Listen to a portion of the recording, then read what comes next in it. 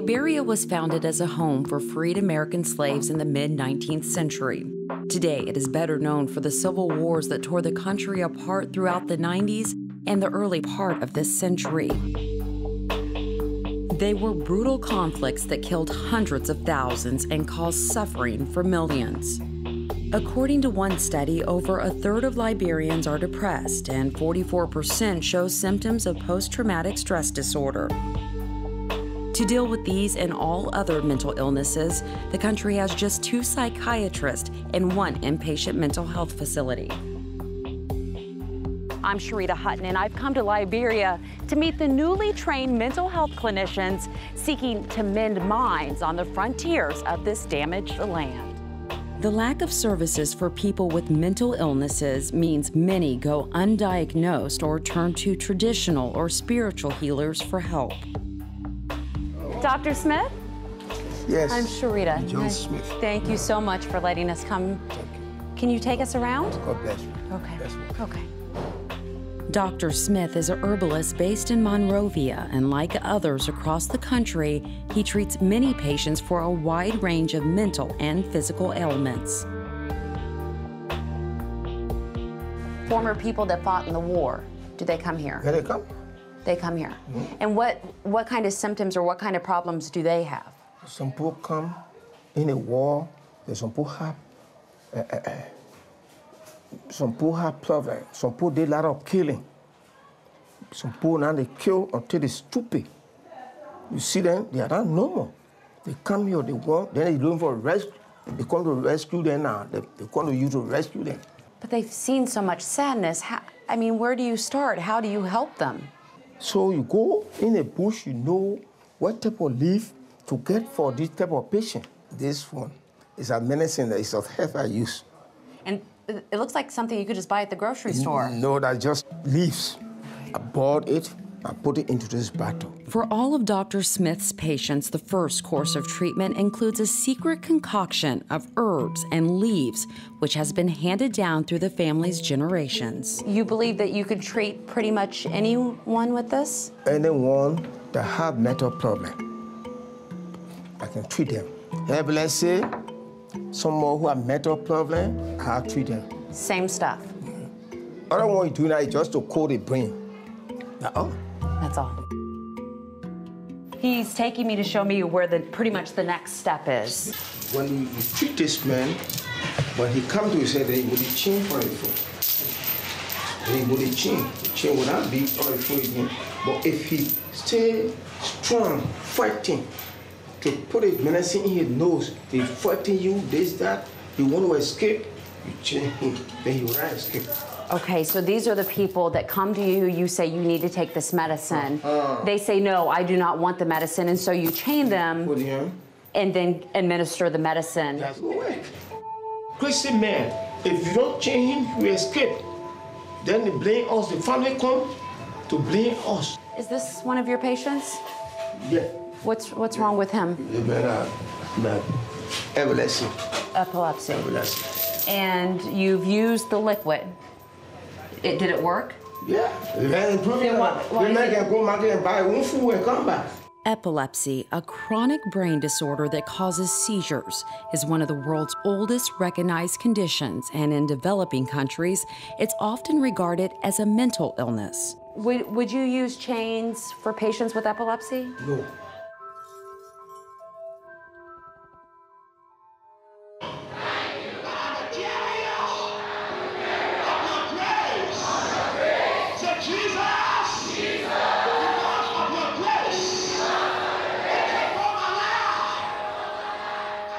Traditionally, across Liberia, the church has also offered a form of support for people with mental illness. Patients in need of more help are looked after by Reverend Snorton at his home nearby. And we are happy that you can come to see what the Lord is doing here.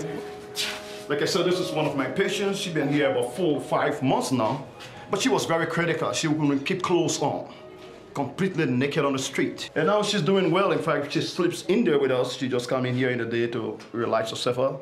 But she sleep in there with us. She wake up in the morning, come do cleaning up and other things. She keeps her clothes on now.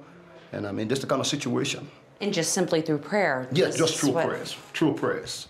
You talk about God's work, but these chains look very scary. These are actually used for these people? You see these chains? I have these chains here so that when they bring them in, they are very violent. I mean, fighting, I mean, hurting themselves, or running off. You can hardly control them, so we put the chain around the foot and we get a lock, and we just lock it. So this actually goes around their arms? Yeah, go around the leg. Their legs, like this. And then we just put a lock on it to keep them from running out. Because sometimes they were running, jumping to the bush, and sometimes you gotta look for them because they are off their mind. Yeah. So we have to keep them on chains for probably 1 or 2 weeks like that, or 1 or 2 days. Sometimes it depends on the Lord. It's not me, like I said, I'm just an instrument in the hands of the Lord. Do you feel like the war may have had some sort of effect on any of their minds? Is that I would maybe why they come here? I would say that because the war was indeed devastating to an extent that most of our parents fled and left the kids who had to bring themselves up. So the war seriously contributed to a lot of things that are happening with our young people now, especially with the kind of cases we have. She used to have some horrible dreams, fighting her slave, harassed, intimidated by nightmares. But she recuperated, and I was like, now living with me. She lives with you now? Yeah, she's living with me now. Yeah. Like right now, I was saying that we have some cases that they want to bring from Monrovia, but those cases are epileptic. Yeah. They fall out with spell, and they want to bring them so we can pray along with. But I don't want to mix them up with these other cases that are not epileptic. So. Well, epilepsy is a health condition, not necessarily But I've had some of them here who have recovered through prayers. Many Liberians believe that mental illness and epilepsy are signs of demonic possession or witchcraft, and that they can spread from one person to another. This is one of your patients? Yeah, one of my patients who just recuperated from a demonic problem. And so one evening while praying along with him, he fell on the ground and began to manifest, fight on the ground. And then all of a sudden, he came to himself.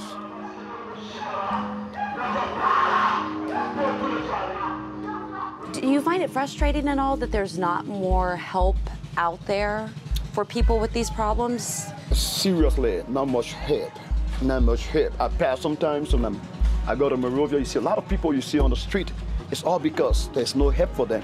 Even the people that are brought here, it's like they are left with me who takes care of them. I will feed them, I will clothe them, I will do everything for them. Their own parents, their own relatives bring them in. It's like just forget about them and leave them with me. And so the burden rests on me. One organization that's looking to take on this burden is U.S.-based charity, the Carter Center. I've come to meet some people that are taking a different approach. It's one of these classrooms. Liberian Dr. Janice Cooper, a Harvard-trained expert in mental health, is leading the Carter Center's efforts to improve mental health care. So I think that there's a tendency to think that because we're in a setting that is a post-conflict setting, that all we see is post-traumatic stress disorder. And of course, we do see manifestations of that even this long after the conflict. But we also see the kinds of disorders you would see in any high-income, middle-income, or low-income countries, such as depression. And of course, we see anxiety, as well as some forms of schizophrenia and other mental health disorders. And we see that across the board, both in community settings and in the only inpatient mental health facility that we have in the country. And there's only one. There's only one. Working alongside the Liberian government, Dr. Cooper's plan is to train 150 new mental health clinicians by the end of 2015. Custody is when you think that mental health disorder means to be dangerous. And rights is about conceiving people with mental health disorders in first place as persons with rights, rights holders. So this is the shift. People with mental health disorders, they don't have to be hidden and separated by the rest of the society, but they must be conceived as right holders in first place. I think this particular topic is really hard for medical personnel to get a handle on. This whole concept of rights and the right for people with disabilities to access or not access, as they choose, services. I think medical people often think we're there to help them. These are charity cases. And this class is about having them be advocates for people with disabilities and having people with disabilities actually get their own empowerment and become self-empowered. And so it's a shift for them. And at the beginning of the week, they were completely lost and out of it. How does this have anything to do with dispensing medications or psychotropics? And not recognizing that the person with mental health disabilities may not want psychotropics, and how do you balance their needs against the needs of society? So we have various types of learning that goes on. So much of the learning can be from peers, and really a topic like this, which can be extremely theoretical, we need to break down. So we get into group sessions and think about what it means. Actually, it has to do with these people being somehow stigmatized by them because they feel that the causes of these situations is like it is being caused by their own behaviors. It could be a cause culturally, or they have done something wrong, and this is why God is punishing them. And sometimes they said it has to do with spiritism, that the spirits are maybe annoyed with him because of his behavior. So this is how normally people do feel with these people in the community whenever they come across them. Did you also believe at some point that it was the devil? Of course, yes. This is why we earlier stated that we just give God a glory and thank Carter Center institution to have come up with this ideology, teaching people about these people, to know about them, that they are somehow significant in the society. But previously, I particularly have that belief. I never knew at the time that it was somehow a mental condition. Did you also believe? Yeah. You believed it was the devil? Yes. We had that mindset, as I said, based on our cultural setting. Carter Center have been a great help to us. The whole process of the institutionalization is about bringing the services to the community, bringing the services to the people, not the people to the services. Instead of building new mental hospitals, the Carter Center is encouraging the development of community-based care and family support. Mental hospital to community services, from segregation to participation, from medical approach to a holistic approach. So mental health is not only a medical problem. It's about inclusive education, it's about employment, it's about social inclusion, it's about political participation.